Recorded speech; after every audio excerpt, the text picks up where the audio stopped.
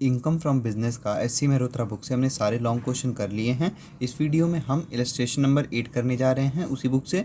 Shri Radhe Lal the proprietor of flour mill has prepare the following PL account for the year ending 31st March 2022। You are required to compute his income from business and his gross total income for the assessment year this। मतलब कि इस question में सबसे पहले तो हमको income from business calculate करना है और उसके बाद फिर ग्रॉस टोटल इनकम कैलकुलेट करना है। ग्रॉस टोटल इनकम आता कैसे है? वही जो 5 हेड होते हैं, salary, business, house property, capital gains, other sources, इन पांचों को ऐड करते हैं तो ग्रॉस टोटल इनकम आता है। ठीक है, इन पांचों की अलग अलग प्लेलिस्ट बन रखी है, आप मेरे चैनल पे जाके देख सकते हो। ठीक, अब स्टार्ट करते हैं ये क्वेश्चन। तो इसमें पीएल अकाउंट दे रखा है। सबसे पहले हम चेक करते हैं क्या कोई एडजस्टमेंट भी दिया हुआ है इस क्वेश्चन में। नहीं दे रखा है।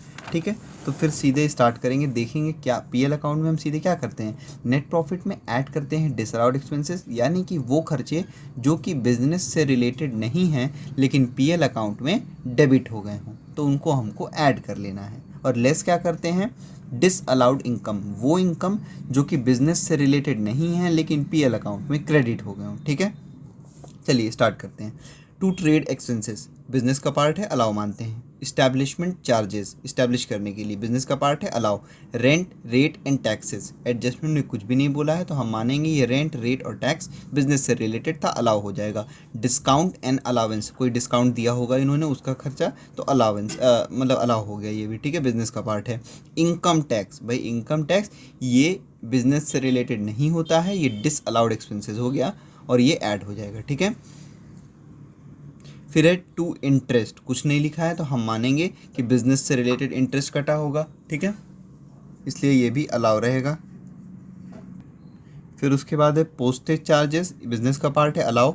Gifts and presents for publicity, भाई अपने बिजनेस के पब्लिसिटी के लिए गिफ्ट और प्रेजेंट दिया है ना, तो बिजनेस से रिलेटेड, अलाउ माना जाएगा। फायर इंश्योरेंस प्रीमियम, बिजनेस के गुड्स का इंश्योरेंस कराया होगा इन्होंने, अलाउ रहेगा ये। टू चैरिटीज़, चैरिटीज़ भाई बिजनेस का पार्ट थोड़ी ना होगा, इन्होंने कहीं दान किया, ये डिसअलाउड एक्सपेंसेस होता है, ये ऐड हो जाएगा। ठीक है, फिर उसके बाद यहाँ लिखा हुआ है डोनेशंस, तो डोनेशंस भी बिजनेस का पार्ट नहीं होता है, ये ऐड हो जाएगा, डिसअलाउ है।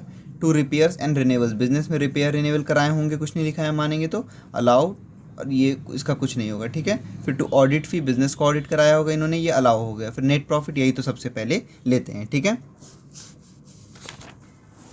अब आते हैं क्रेडिट साइड वाले में। यहाँ लिखा है बाय ग्रॉस प्रॉफिट, इसका कुछ नहीं करना है। फिर लिखा है by dividends from a cooperative society, तो ये हम क्या चीज़ लेस करते हैं, वो इनकम जो कि बिजनेस से रिलेटेड ना हो और पीएल अकाउंट में क्रेडिट हो गया उसको हम लेस करते हैं।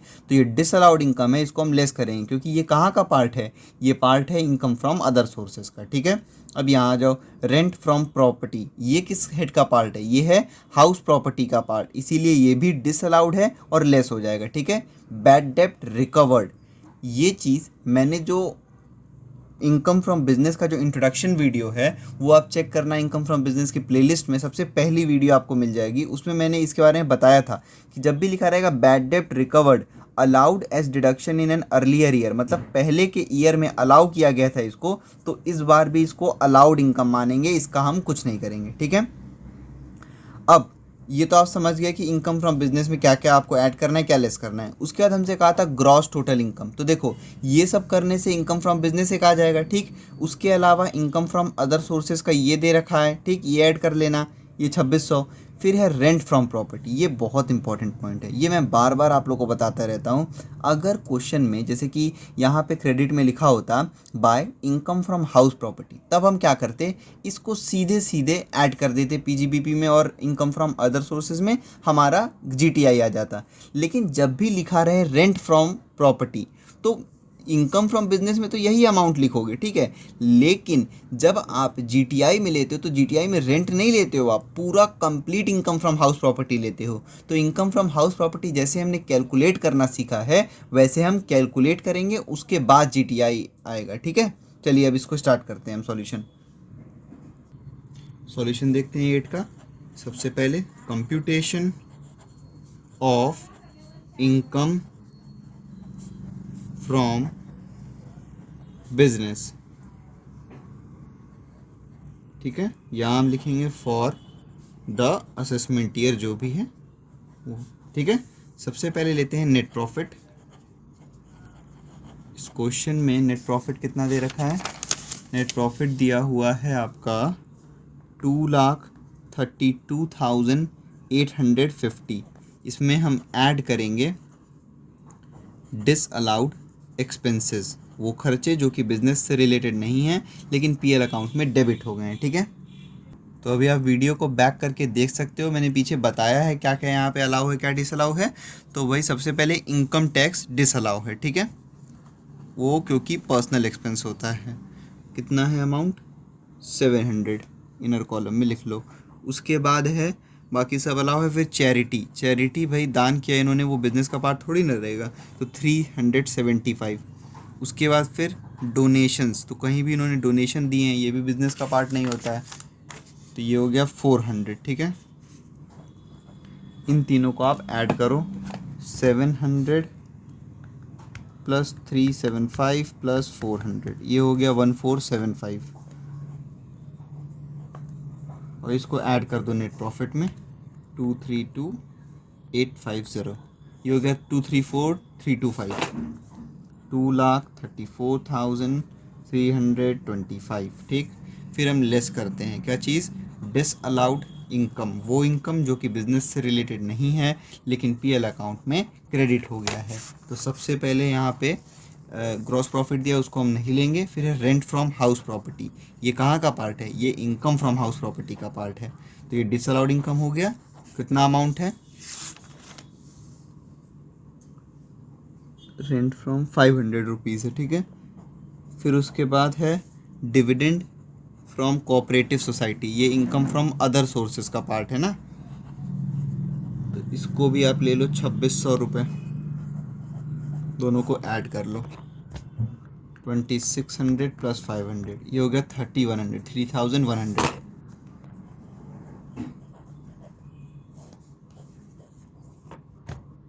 2,34,325 माइनस 3,100, ये हो गया 2,31,225।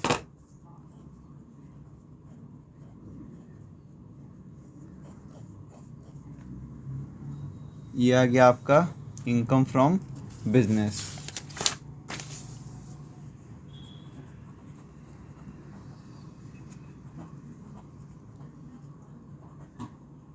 $2,31,225। ठीक है,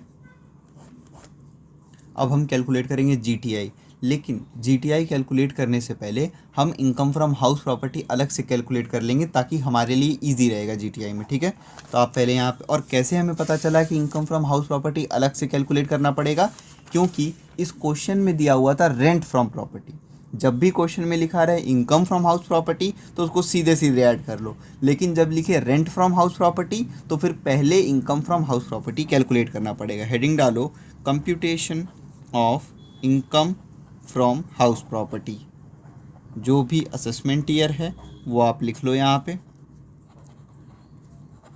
बाकी इनकम फ्रॉम हाउस प्रॉपर्टी की अलग से प्लेलिस्ट बन रखी है, उसमें इंट्रोडक्शन वीडियो देख लो, आपको समझ में आ जाएगा हम कैसे करते हैं। ठीक है, तो भाई नॉट कवर्ड वाले में हम लेते हैं म्युनिसिपल वैल्यू, एक्चुअल रेंट और फेयर रेंट। तो इस क्वेश्चन में म्युनिसिपल वैल्यू और फेयर रेंट नहीं दे रखा है।